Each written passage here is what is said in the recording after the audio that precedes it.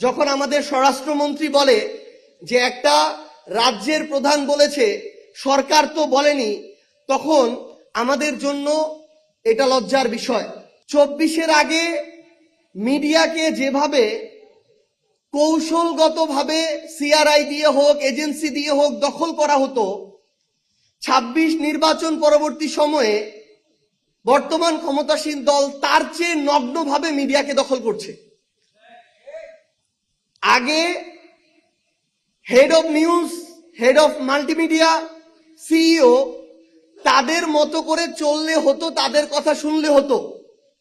আর এখনকার শর্ত হচ্ছে হাউজের সিইও থেকে শুরু করে head of news, head of multimedia প্রত্যেককে বিএনপির দলীয় হইতে হবে। এখনকার শর্ত হচ্ছে এই দলীয় হওয়ার পরও মন শান্তি হয় না, এবার ওই মিডিয়া হাউসের শেয়ার আমার এই নেতাকে দিতে হবে, তারপর শান্তি।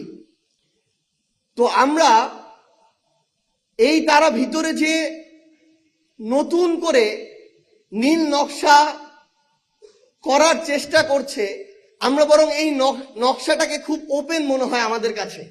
তাদের অপরিণত আচরণের কারণে, অসহনশীলতার কারণে এবং অতিরিক্ত ক্ষুধার কারণে আমরা দেখি বিগত 16 বছরে এই বাংলাদেশে এই যে হত্যাকাণ্ডগুলোর কথা আমরা বলছি, এগুলোর প্রেসক্রিপশন করা থেকে শুরু করে বাস্তবায়ন করা প্রত্যেকটা জায়গায় পার্শ্ববর্তী দেশ তাদের এজেন্সির সক্রিয় প্রত্যক্ষ পরোক্ষ অংশগ্রহণ ছিল।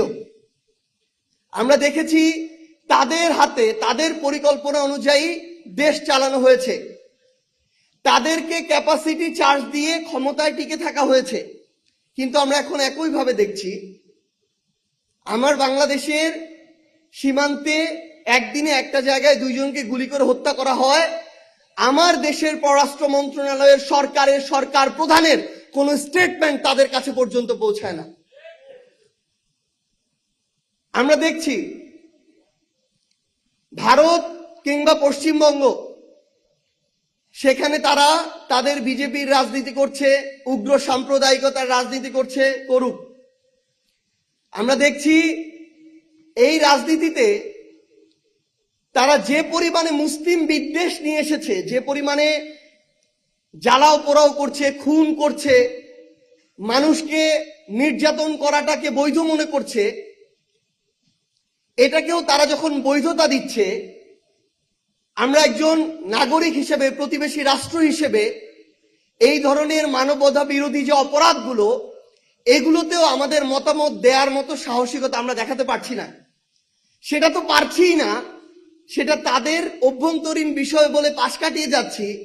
উপরন্তু আমাদের দেশকে নিয়ে, আমাদের দেশের সার্বভৌমত্বকে নিয়ে, স্বাধীনতাকে নিয়ে, সীমান্তকে নিয়ে যা ইচ্ছা তা বলে বেড়ানোর পরও যখন আমাদের স্বরাষ্ট্রমন্ত্রী বলে যে একটা রাজ্যের প্রধান বলেছে, সরকার তো বলেনি, তখন আমাদের জন্য এটা লজ্জার বিষয়। কারণ একটা রাজ্য প্রধান, একটা রাজ্য সরকারের বাইরে, রাষ্ট্রের বাইরে আলাদা কিছু না। কিন্তু আমরা ভারতকে উদ্দেশ্য করে স্পষ্ট করে কিছু কথা বলতে চাই। শুধু ভারত নয়, পুরো পৃথিবীতে আমরা কোনো রাষ্ট্র বিরোধী নই, আমরা ভারত বিদ্বেষীও নই। কিন্তু আমরা স্পষ্ট করে এটা বলতে চাই, শুধু ভারত নয়, পৃথিবীর যে কোনো দেশ আগামীতে যদি বাংলাদেশের দিকে আধিপত্যবাদের চোখ দিয়ে তাকাতে চায়, শোষণের মানসিকতা দিয়ে বন্ধুত্ব গড়তে চায়, সেই দেশের সাথে বাংলাদেশের কোনোদিন বন্ধুত্ব সম্ভব না। তারা যদি মনে করে যে বন্ধুত্ব করবে সরকারের সাথে, ক্ষমতার সাথে, আমরা স্পষ্ট করে একটা কথা বলতে চাই, জনগণ স্থায়ী, জনগণই রাষ্ট্র। বন্ধুত্ব করলে জনগণের সাথে করতে হবে, রাষ্ট্রের সাথে করতে হবে। আগামীর বাংলাদেশে পৃথিবীর যে কোনো দেশ যদি চিন্তা করে কোন সরকারকে ক্ষমতায় টিকিয়ে রেখে জনগণকে উপেক্ষা করে বাংলাদেশকে তাবেদারি রাষ্ট্র বানাবে, আমরা স্পষ্ট করে একটা কথা বলতে চাই, ওই সরকার আগামীর বাংলাদেশে কোনোদিন হতে পারবে না, ক্ষমতায় আসতে পারবে না, টিকতে পারবে না, যেই সরকার জনগণের আকাঙ্ক্ষাকে উপেক্ষা করবে। এবং আমরা আমাদের জায়গা থেকে বাংলাদেশের প্রশাসনকে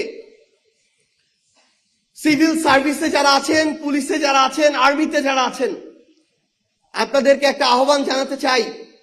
অভ্যুত্থান পরবর্তী বাংলাদেশে পুলিশের ঊর্ধ্বতন একজন কর্মকর্তা যখন নিজেকে একজন দলীয় প্রধানমন্ত্রী দেখে মেরুদণ্ডটা এতটা বাঁকা করে নিজেকে সঁপে দেয়, তখন এর চেয়ে লজ্জার আর কিছু হতে পারে না।